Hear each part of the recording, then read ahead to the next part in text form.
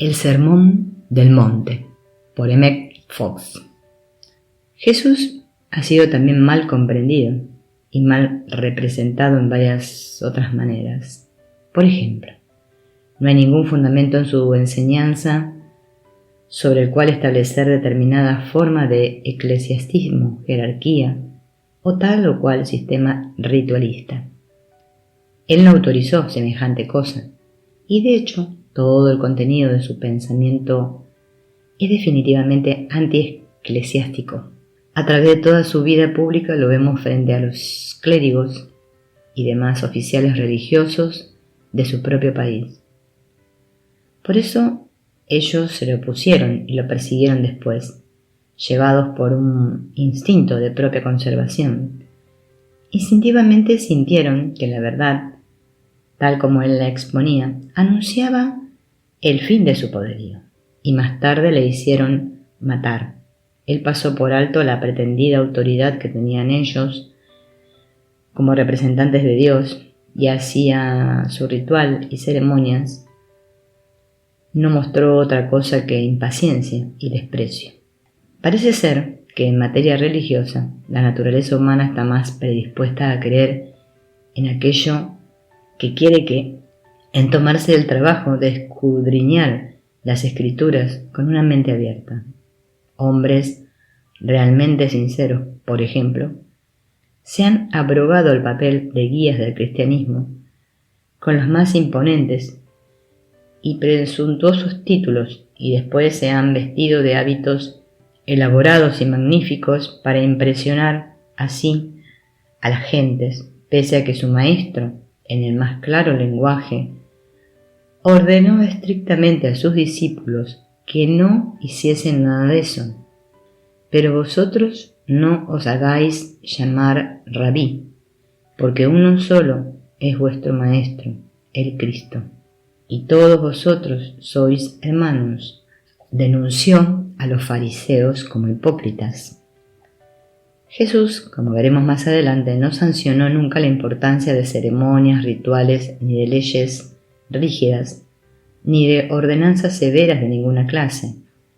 En lo que sí insistió fue en que cierto espíritu prevaleciera en la conducta de uno, siendo cuidadoso en enseñar solo principios, sabedor de que cuando el espíritu es recto, los detalles lo serán en consecuencia. La letra mata, pero el espíritu vivifica, según lo demostraba el triste ejemplo de los fariseos. Sin embargo, a pesar de esto, la historia del cristianismo ortodoxo se compone en su mayor parte de esfuerzos encaminados a hacer observar a los fieles toda clase de ritos externos. Un ejemplo lo tenemos en los puritanos, al querer imponer a los cristianos el sábado de los judíos como día de descanso, a pesar de que las leyes sabáticas eran una ordenanza puramente hebraica.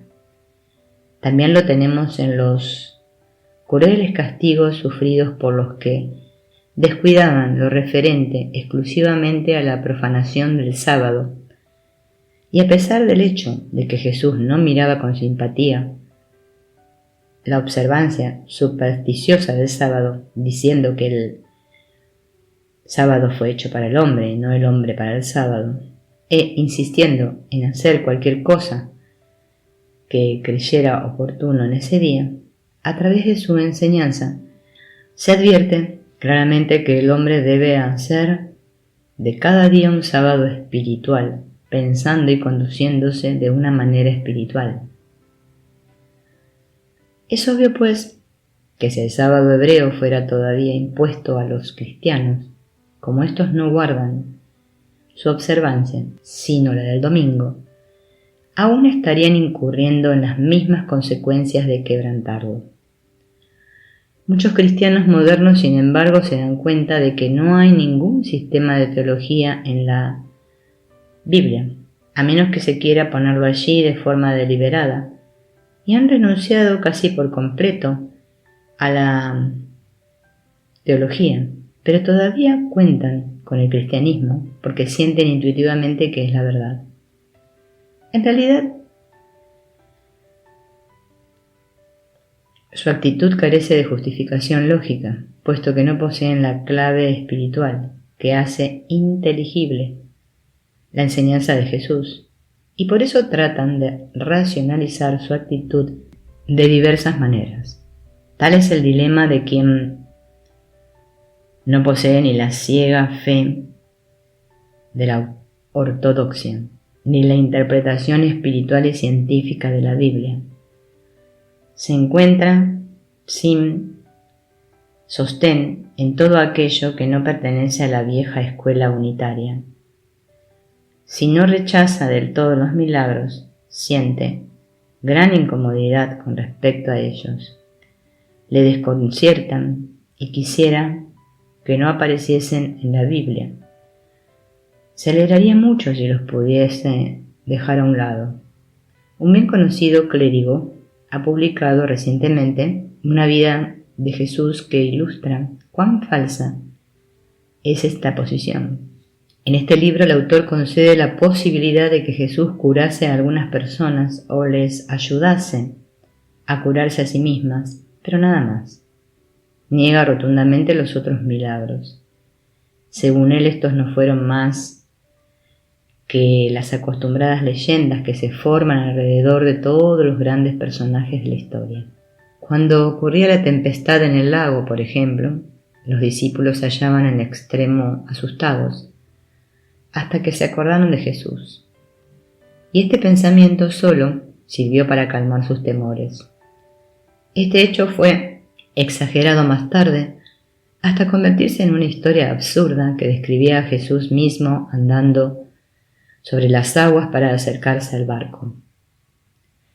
En otra ocasión, sigue el mismo autor, parece que Jesús reformó a un pecador levantándole de una sepultura de pecados, y esto años después llegó a ser una leyenda ridícula en que se relata la resurrección de un muerto.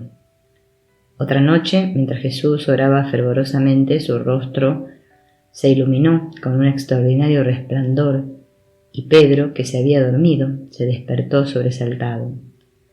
Años después, Pedro refería, en un cuento confuso, cómo le pareció ver a Moisés en aquella ocasión. Así se creó la leyenda de la transfiguración, y tal es el origen de otros y otros ejemplos semejantes. Por supuesto, debemos escuchar con compasión los argumentos sinceros de un hombre que se haya impresionado por la belleza y el misterio de los evangelios, pero, faltándole la clave espiritual, cree sentir que su sentido común y toda la erudición científica de los hombres están en contradicción con el contenido de esos evangelios. Pero no es tan sencillo. Si los milagros no sucedieron realmente, todo el resto de los evangelios pierde su significación real. Si Jesús no creyó que fuesen posible, tratando de llevarlos a cabo, nunca, es cierto, por ostentación, pero sí constante y repetidamente, si él no creyó y enseñó muchas cosas en franca contradicción con la filosofía racionalista de los siglos XVIII y XIX, entonces el mensaje de los evangelios es caótico, contradictorio y carente de todo significado. No podemos eludir este dilema diciendo que Jesús no estaba interesado en las creencias y supersticiones de su tiempo, y que las aceptó más o menos pasivamente porque lo que le interesaba en verdad era el carácter. Este es un argumento débil, porque este carácter debe incluir una comprensión de la vida inteligente y vital a la vez. Asimismo, debe incluir ciertas creencias y convicciones definidas acerca de las cosas de importancia verdadera. Pero los milagros sí ocurrieron. Todos los hechos que los 4 evangelios relatan de Jesús sucedieron, y muchos más. Muchas otras cosas hizo Jesús que, si se escribiesen una por una, creo que este mundo no podría contener los libros. Jesús mismo justificó con sus obras lo que la gente estimó ser una extraña y maravillosa enseñanza. Pero él fue aún más lejos y dijo, refiriéndose a aquellos que estudian y practican sus enseñanzas: las cosas que hago, las haréis, y muchas más aún. Después de todo, ¿qué es un milagro? Los que niegan la posibilidad de los milagros, apoyándose en el argumento de que el universo es un sistema de leyes que funcionan perfectamente sin que quepa el más mínimo fallo, está en lo cierto. Pero olvidan que el mundo que conocemos a través de los 5 sentidos, y cuyas leyes son las únicas conocidas por la mayoría de los hombres, no es más que un pequeñísimo fragmento de todo el universo existente en la realidad, y que cada ley está subordinada a otra superior en un sentido de menor a mayor. Ahora bien, al recurrir de una ley inferior a otra superior, no es realmente quebrantar la ley, porque la posibilidad de tal cosa cabe dentro de la constitución suprema del universo. Por eso, en el sentido correcto de lo que la violación de una ley implica, los milagros no son posibles.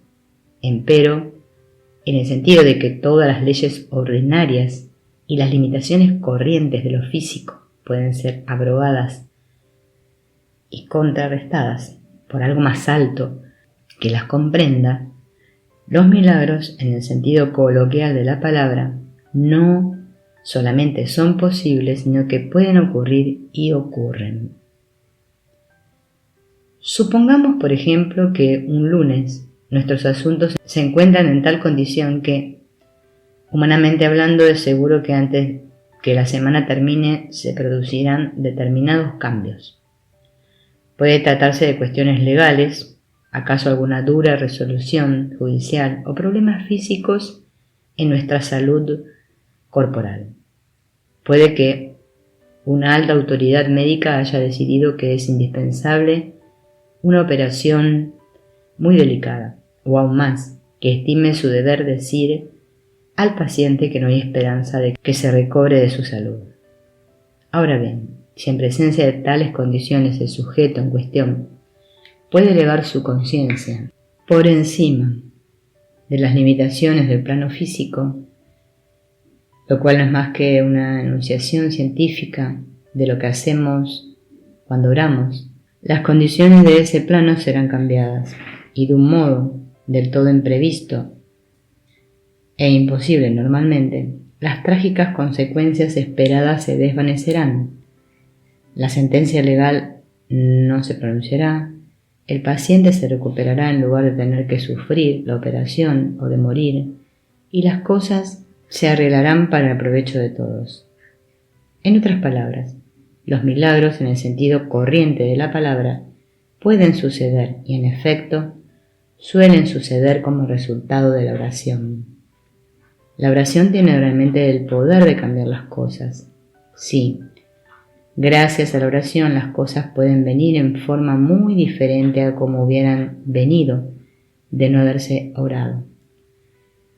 No importa cuál sea la dificultad que enfrentamos, no importan las causas que la hayan producido. Suficiente oración barrerá la dificultad. Solamente debemos ser perseverantes en nuestra apelación a Dios. La oración, sin embargo, es al mismo tiempo una ciencia y un arte, y fue a la enseñanza de esta ciencia y de este arte que Jesús dedicó la mayor parte de su ministerio. Los milagros de los evangelios sucedieron porque Jesús tenía aquella comprensión espiritual que le daba un poder en la oración superior al que nadie había tenido jamás. Encontramos otro intento de interpretar los evangelios digno de tomarse en cuenta, que es el de Tolstoy. Este trató de presentar el Sermón del Monte como una guía práctica de vida, tomando sus preceptos literalmente y pasando por alto la interpretación espiritual de la cual no era consciente. Asimismo hizo exclusión del plano del espíritu, en el cual no creía.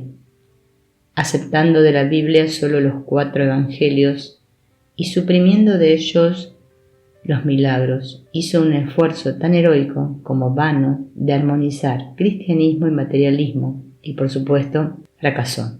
Su verdadero lugar en la historia resulta así no el del fundador de un nuevo movimiento religioso, sino el del genio cuyo anarquismo práctico abrió el camino a la revolución bolchevique, tal como Rousseau preparó el advenimiento de la Revolución Francesa.